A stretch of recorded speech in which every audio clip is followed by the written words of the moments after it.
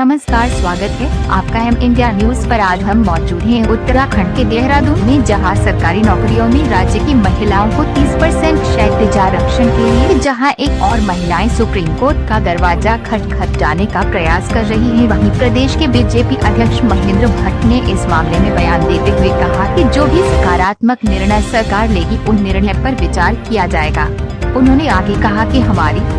सरकार में ही इस मामले में निर्णय लिया गया था, इसलिए जो भी आवश्यक होगा उस पर विचार किया जाएगा।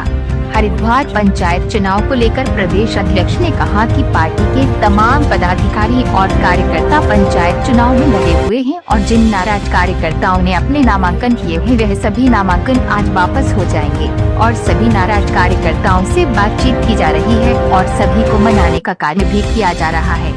देखिए आगे की रिपोर्ट हमारे संवाददाता रजत कुमार के साथ।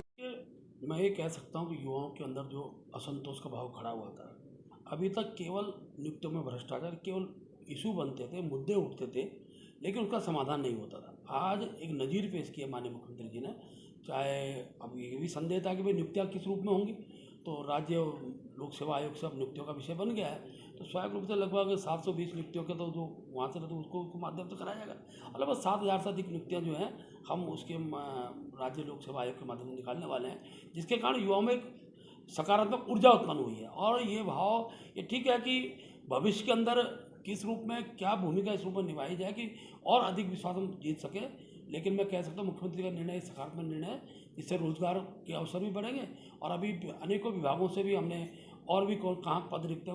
किस रूप में हम उनको युवाओं को नियुक्तियाँ दे सकते हैं, उसके लिए भी एक चार्ट तैयार हो रहा है और बहुत जल्दी वो भी माननीय मुख्यमंत्री आप सबके तक हो रहा है। जो भी निर्णय वो ले रहे हैं, क्या लगता है कि आने वाले दिनों में नज़ीर एक तरीके से पेश करेंगे सारे फैसले? हाँ, निश्चित रूप से माननीय मुख्यमंत्री जी ने जो भी निर्णय लिए हैं वो उत्तराखंड के हित के निर्णय हैं। खास तौर पर मैं युवाओं के अंदर जो निराशा का भाव था उसको आशा के रूप में अर्जित करने का जो काम किया है, ये स्वागत योग्य विषय है। और मैं कह सकता हूँ भविष्य के अंदर इस प्रकार की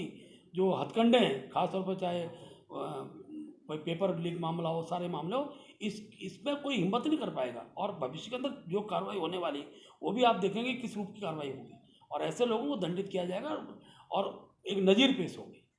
कहा कि महिला आरक्षण वाला जो विषय आपने उठाया, महिला आरक्षण के बारे में हमने कहा जो भी सकारात्मक जो निर्णय हो सकता है करने की आवश्यकता है, चाहे सुप्रीम कोर्ट जाना चाहे, हम उसके पक्षधर हैं। और क्योंकि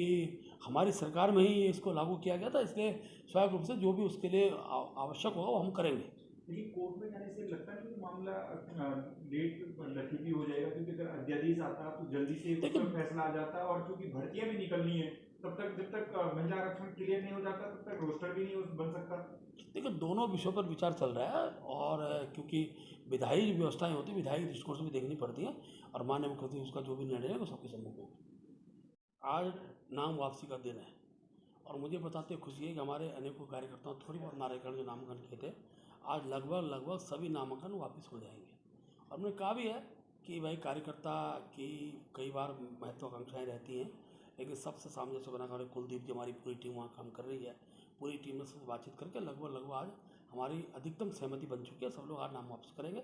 और सर समय से हमारा कार्यकर्ता वहाँ चुनाव लड़ रहे हैं और सभी लोग उनको जिताएंगे। मैं कह सकता हूँ 2/3 बहुमत के साथ पहली बार हरिद्वार के अंदर पंचायतों में हमारे जिला पंचायत अध्यक्ष बनेंगे। एक समाचार है क्योंकि लंबे समय से पुलिस और सब विभागों में बहुत सी बातें थी, उसके अंदर भ्रांतियाँ भी उत्पन्न होती थी, लेकिन कल ग्रेड पे का भी निर्णय हुआ है और साथ साथ पदोन्नति का निर्णय भी हुआ है और साथ साथ अनेकों पद सर्जित भी हुए हैं। तो इस स्वाभाविक रूप से जो उनकी मांग थी, डिमांड थी, उसका एक बीच का रास्ता माननीय मुख्यमंत्री ने निकाला है और धीरे धीरे बाकी सारे विषयों को, क्योंकि राज्य की जो आर्थिक विषय हैं उन सारे विषयों को ध्यान में रखते हुए